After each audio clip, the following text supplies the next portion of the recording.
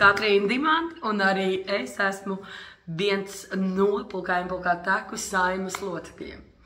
Es tur pavadīju daudz savas bērnības, iepazīstoties ar superīgiem cilvēkiem, kas arī šobrīd ir mani labi draugi.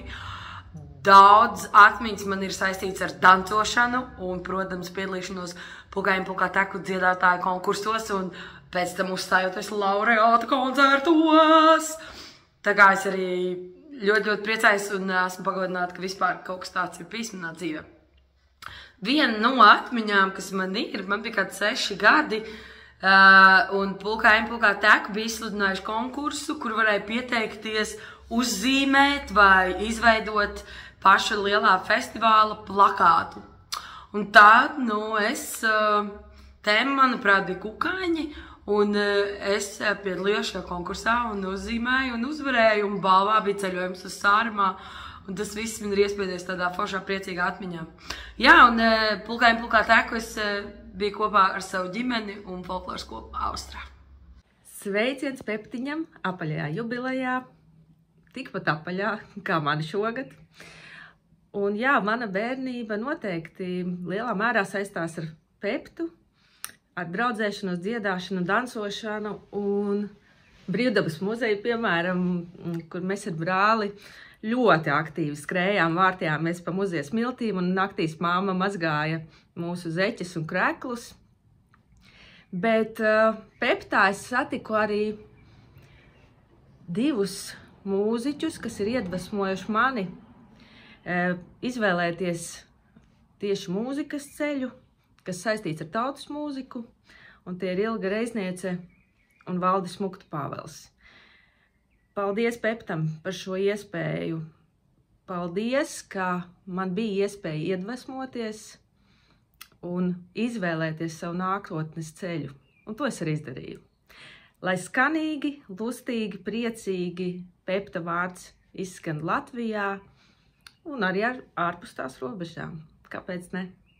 Daudz laimes! Man nenāk prātā kāds specifisks atgadījums no Pepta, bet tas, kas man jau vairākus mēnešus figurē man apziņā, ir pateicība par ļoti daudzajām un dažādajām skatuvēm, kuras es dzīves laikā esmu varējusi apčamdīt un pieredzēt.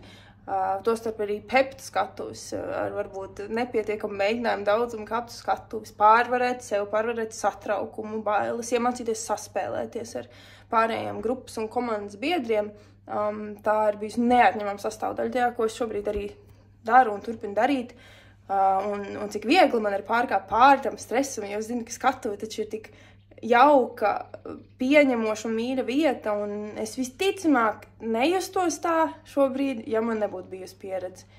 Gan Peptā, gan arī uz daudzām citām skatuvēm, bet es to atceros tikai vienīgi ar siltām un jaukām atmiņām. Tālūk. Kas tik nav piedzīvots pa visiem šiem 11 gadiem, kad esam piedalījušies ar tarkšķiem Pulkā Teku, bet mans tāds spilgtākais notikums bija, manuprāt, pirms kādiem 10 gadiem Alsungā. Kā es to atceros, visu laiku lija lietus, pilnībā bez apstājas, un mūsu tautstāra bija slapji, pilnībā no pastelēm līdz blūzas vīlītei. Un bija pienācis laiks laureāta koncertam, kurš notika baznīcā.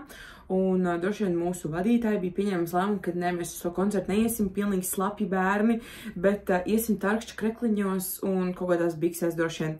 Tad mēs ieradāmies baznīcā uz to koncertu un redzējām, ka pilnībā visas folkloras kopas, protams, izstās ļoti skaisti, perfektos tautas starpos, un mums palika tāds kauns. Tajā brīdī mēs pieņemam jaunu lēmumu, skriet atpakaļ uz skolu, kur mums žūst sporta zālē tautas starpi, un vilkt šos slapjos tautas starpus. Laureāta koncerts jau bija sācies tajā momentā, un mēs šobrīd skrienam uz skolu pēc tautas starpiem. Pusi no tarpiem mēs paņēmām līdzi, pusi mēs tur uz vietas uzvilkām, bet viena tāda nianse vēl, manai māsai Annai bija jādzied pirms mūsu kapelas uzstāšanās, tāpēc mēs nevaram riskēt viņu arī ņemt līdzi uz skolu šajā skrējienā jaukajā. Tāpēc viņas tarpi mēs paņēmām līdzi, un es vēl tagad redzu skatu, kā viņa baznīcā pēdējā rindā velk to savu slapjo tautas starpu. Savu priekšsaku nenokavējām un savu kapelas dziesmu nodziedājām šajā koncertā. Pulkā Teku folkloras festivāli ir manas mīļākās bērnības atmiņas kopā ar folkloras kopu Tarkšķi. Un tur bija brīnišķīgi danči, spoku vakari, un mēs visādas blēņas darījām. Un pāris gadus vēlāk es arī kā folkloras kopas vadītāja aizbraucu pāris reizītes, un es zinu, ka arī tiem bērniem tās ir brīnišķīgas atmiņas. Tā kā par labām atmiņām un par gaišu nākotni. Čau! Sveicieni pulkā ejam, pulkā teku lielajā jubilejā. Man ir tas prieks būt PEPT dalībniekam jau kopš pavisam mazām bērnu dienām, principā kopš es sevi atceros. Un no PEPTiem tās lielākās atmiņas, kas man ir palikušas, ir divas. Viens PEPT man saistās ar krāsām, ar Latvijas krāsām, jo skatoties šobrīd kartē, tik daudz vietās ir būts, tik daudz notikumu, piedzīvojumu ir redzēts, dzirdēts, sajusts, ir ceļš šie noslēguma pasākumi, kas vienmēr notiek pavasarī. Tik daudz skaņas, krāsu un garšas, tas ir tas, kas man saistās ar pulkā ejam, pulkā teku. Un otra lielā lieta ir prieks par kopā būšanu, prieks par piedzīvoto, prieks par muzicēšanu. Un man ir liels prieks, ka šobrīd šo prieku un piedzīvojumu sajūtu es varu mācīt arī citiem. Tā kā tiekamies nākošajā lielajā jubilejā, lai veicās. Sveiciens visiem PEPTA bērniem, it īpaši tiem, kas jau ir sākuši sirmot. Viena no manām pirmajām PEPTA atmiņām ir par dančiem, kas notika Rīgas Skolēnu pilī, kas tajā laikā bija ēkā, kur tagad strādā mūsu prezidents. Viena no jautrākajām PEPTA atmiņām man saistās ar dziesmu konkursu, dziesmu dziedu, kāda bija, un to, kā mēs abas ar manu mīļo draudzeni Māru tur dziedājām. Un Mārai tajā laikā bija moda staigāt augstos papēdīšos, tumšās garās zeķēs, īsos svārciņos un gaiši zilā krekliņā ar taurenīšiem. Un tā nu mēs tur stāvam un dziedam kaut ko ārkārtīgi skaistu. Un Māra skatās uz mūsu mīļo skolotāju Dinu Koklas mammu, kur stāv pie durvīm un pārdzīvo par savām lielajām meitām. Un viņa skatās uz mums, un Māra skatās uz viņu, un Māra Dinai piemiedz ar aci un uzsmaida. Viena lieta, pa ceļam sēdēja žūrija, un viņiem likās, ka Māriņa koķetē ar Muktu Pāvelu. Tāpēc mēs, liekas, nedabūjām to dižo dziedātāju. Čau! Mana pirmā pulkā ejam, pulkā teku atmiņa ir autobuss.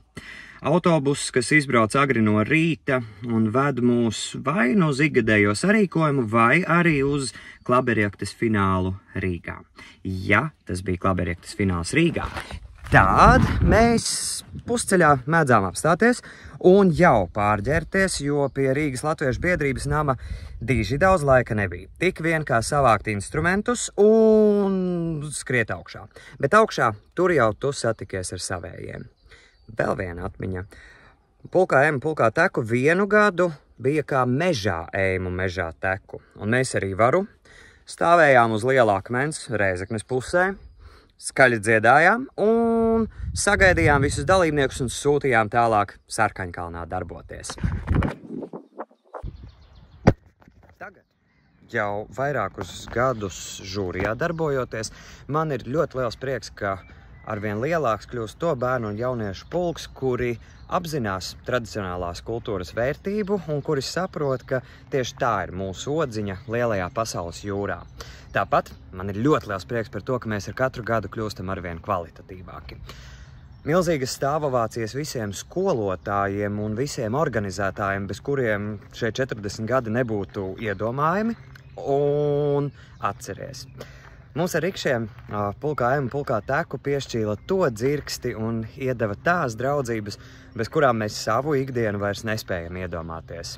Lai tev notiek tāpat un lai mūsu pulks aug arvien kuplāks. Labdien, mans vārds ir Toms Streibergs un man pulkā ejam, pulkā teku ir bijis vairāku gadu draugs, biedrs, palīgs un skolotājs un pavisam vienkārši arī folkloras festivāls. Mana pirmā reize šajā festivālā, kad es piedalījos, bija 1997. gadā, bet pati jaukākā atmiņa, kas man saistās ar PEPT, ir 1998. gads, tad festivāls notika Siguldā, un vakarā notika pasaku taka pa Turaidas kalniem un lejām, bija tumšs, kaut kur dega pa kādai svecītei, kaut kur sēdēja Gunts Pakalns, kaut kur sēdēja Māra Mellēna, kaut kur Iveta Irve un vēl citi skolotāji. Un tā bija tiešām tāda reize, kad es sapratu, cik daba var būt pasakaina un daudzveidīga. Nu, un tagad es arī kaut kādā ziņā to turpinu darīt, ejot pārgājienos. Es apsveicu Pulkā ejam, Pulkā teku 40 gadu jubilejā. No Pulkā ejam, Pulkā teku laikiem nekas nav atmiņā paliekošāks par nometnēm, kurās uz nedēļu sapulcējamies zem viena jumta. Tad jau pārējās pasaules nemaz vairs nav. Ir tikai instrumenti, dziesmas un šķietam bezgalīgas stundas, ko pavadīt nirstot dziļāk saspēlē, folklorā un, protams, arī vietējā ezerā. Redzēt savus un draugu pirmos soļus, vēl nekad nemēģināt instrumentu spēlē, kopā baidīties un kopā saņemties un sadraudzēties uz mūžu. Koncertā sajaukt dziesmai vārdus, bet pēc tam iemācīties 3 jaunus dančus un skatīties zvaigznes. Katru gadu vismaz viena brīnuma pilna nedēļa, kurā atrast tās tautas mūzikas lauskas, ar kurām piebāzt pilnas kabatas, lai vēlāk tajās ieraudzītu arvien ko jaunu.